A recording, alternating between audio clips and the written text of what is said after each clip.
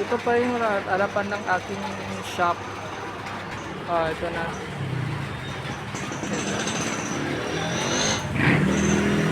Ito yung dito pa pasok nyo pa lang makikita nyo itong karatula ko dyan. Ayan. Maulan ngayong umaga dito. Ayan, maulan. Ayan. Ito pala yung mga makina ko. Ayan. Ito rin sa pangdamit. Mga tanggap ko. Pasensya na po pala kayo kahapon. Hindi po kasi ako pumasok yung mga customer ko na tumawag sa akin na pumunta rito na hindi kami nag-open. Lakas kasi ng ulan kahapon kaya hindi kami nakapag-open. Ayan. Ito yung ginagamit ko pag nagvi-video ako. Ito yung kadalasan yung nakikita sa makina ko kung wala ako sa bahay. Ito yun. Saka ito rin sa pagtahi ko sa vans, sa mga swelas, mga ganyan. Diyan ko tinatahi. Ito naman yung mga pagtahi namin sa mga maong, sa mga uniform. Misis ko yung gumagamit dyan. Ayan. Ngayon, sa mga nagtatanong kung malaki ba yung kinikita o malaki ba yung kailangang perang kapital para magsimula ng negosyong ganito. Itong shop ko, mumunti lang to. Maliit lang naman ang aking naipundar dito. Pagka kayo balak nyo mag-open ng ganitong shop, lalo na sa katulad ko na nangangarap din na kagaya ng trabaho ko ngayon dito sa shopping shop na nag-ayos ng sapatos, bag. Maliit lang yung kailangan mong ipundar. Ito, makina, okay na. Ito, panimula mo. Isang makina lang muna, pwede na yan. Tapos isang grinder. Kahit anong makina ang unahin mo, pwedeng grinder, pwede rin yan.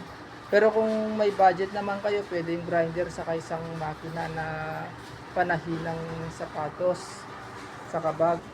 Ang presyo pala ng makinang ganito nasa 14 second hand. Makakabili pa kayo ng mas mura, 10, 8 kung second hand. Basta good condition, pwede na yun. Ito kasi mga makina ko, second hand ko lang nabili yan. Murahin lang. Saka lahat ng makina ko, isa lang yung brand new kong nabili, yung makina ng misis ko. Ito nga yung mga ginagamit ko. Okay pa naman kahit second hand.